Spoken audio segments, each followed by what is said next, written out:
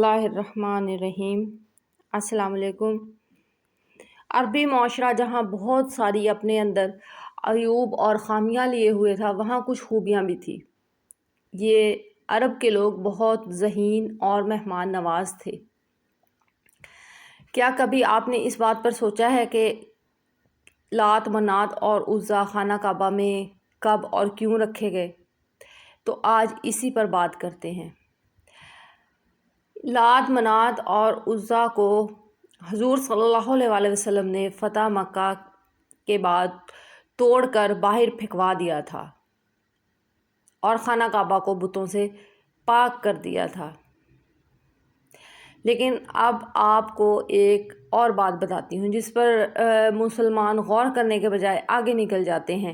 یہ جو بت خانہ کعبہ میں نصب تھے، ان کو آپ علامتی یا ڈمی بت کہہ سکتے ہیں۔ اصل بت جن کے مندر بنے ہوئے تھے اور ان کی پوجا کی جاتی تھی، وہ عرب کے مختلف علاقوں میں موجود تھے۔ جن بستیوں میں ان بتوں کے مندر بنے ہوئے تھے، ان بستیوں کے ارد گرد کے رہنے والے عرب یہاں مندروں میں آ کر ان بتوں کی پوجا کرتے اور ان کے آگے چڑھاوے چڑھاتے تھے۔ ان بتوں کے سامنے جانوروں کی قربانیاں کی جاتی اور منتیں پوری کی جاتی۔ ان کے سامنے قربان گاہیں بنی ہوئی تھی جہاں جانوروں کو لا کر ذبح کیا جاتا۔ حیرت انگیز بات تھی کہ ان بتوں کو ماننے والوں کی تعداد میں اضافہ ہی ہوتا چلا جاتا۔ اس قدر ذہین عرب ان بے جان بتوں کی عبادت پر کیسے لگ گئے تھے؟ ان بتوں میں ایسا کیا تھا کہ ان کو پوجنے والوں کی تعداد میں کمی کے بجائے اضافہ ہی ہوتا چلا جا رہا تھا؟ یہ بت عربوں کو ایسا کیا دیتے تھے، کیا دکھاتے تھے کہ جس کے باعث عرب ان پر دل و جان سے فدا ہوتے چلے جا رہے تھے؟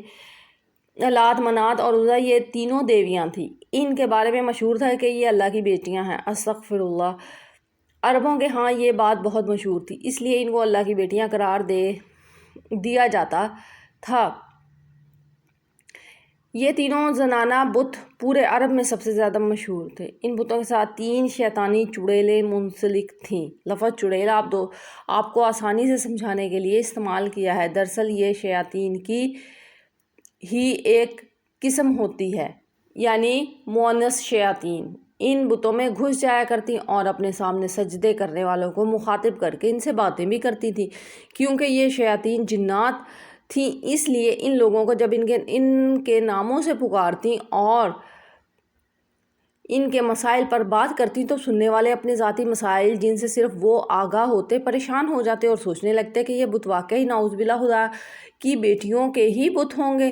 ان بتوں کی دیکھ بھال اور لوگوں کو ان کی عبادت طریقے سکھانے والے مندروں میں پجاری ہوا کرتے تھے جو لوگوں کو گمراہ کرتے تھے اور اس کے عوض بتوں پر چڑھاوے کی اشیاء سمیٹتے۔ اس طرح گمراہی کا یہ کھیل جاری و ساری تھا۔ لات و منات اور عزیٰ کو سب سے زیادہ مانا جاتا تھا، لیکن ان تینوں میں سب سے زیادہ جسے بلند مقام حاصل تھا، اس کا نام عزیٰ تھا۔ لفظ عزیٰ عزت سے نکلا ہے، جس کے معنی سب سے زیادہ قابل عزت کے ہیں۔ عزیٰ کا یہ بت خراز نامی ایک بستی میں واقع تھا۔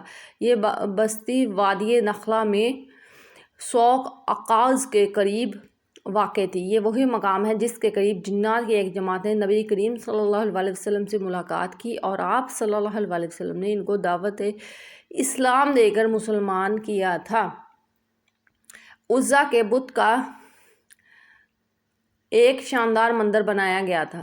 اس مندر میں دوبیہ اسوینی نامی ایک پجاری عزیٰ کے بت کی دیکھ بھال اور خدمت کرتا تھا۔ مندر کے سامنے تھوڑے فاصلے پر جھاؤ کے 3 درخت تھے۔ اردو میں اس درخت کو جھاؤ ہی کہا جاتا ہے اور عربی میں اصل کہتے ہیں۔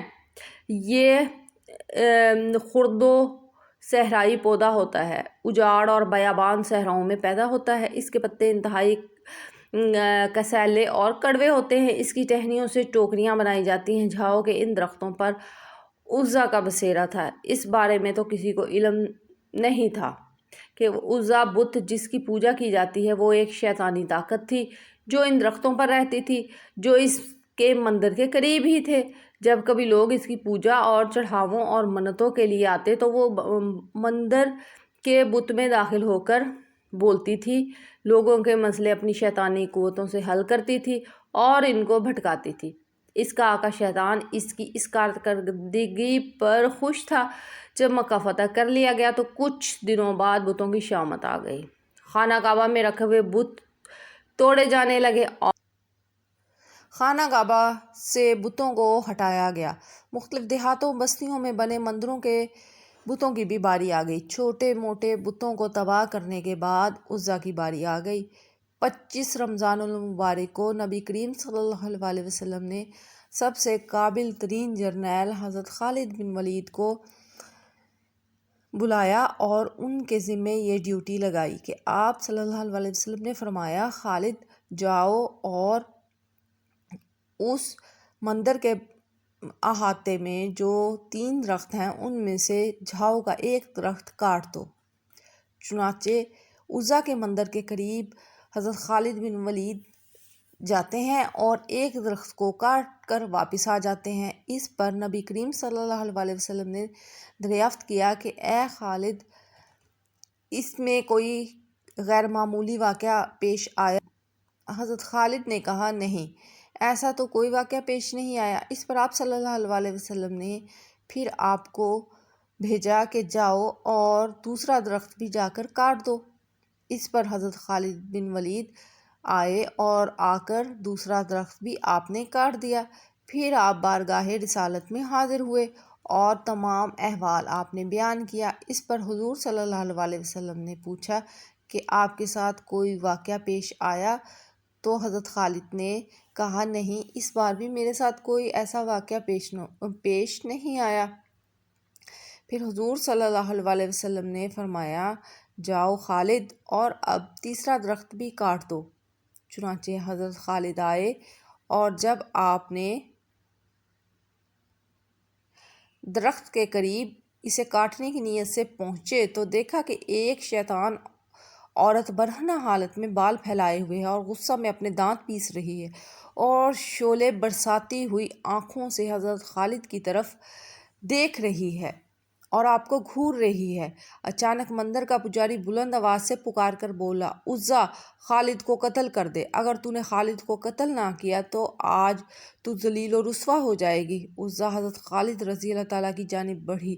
آپ رضی اللہ تعالیٰ عنہ نے تلوار نکالی اور اللہ کا نام لے کر عزا پر وار کیا۔ پہلے ہی وار میں عزا کا سر تن سے جدا ہو گیا۔ اس کے زمین پر گرتے ہی اس کا جسم جلنے لگا۔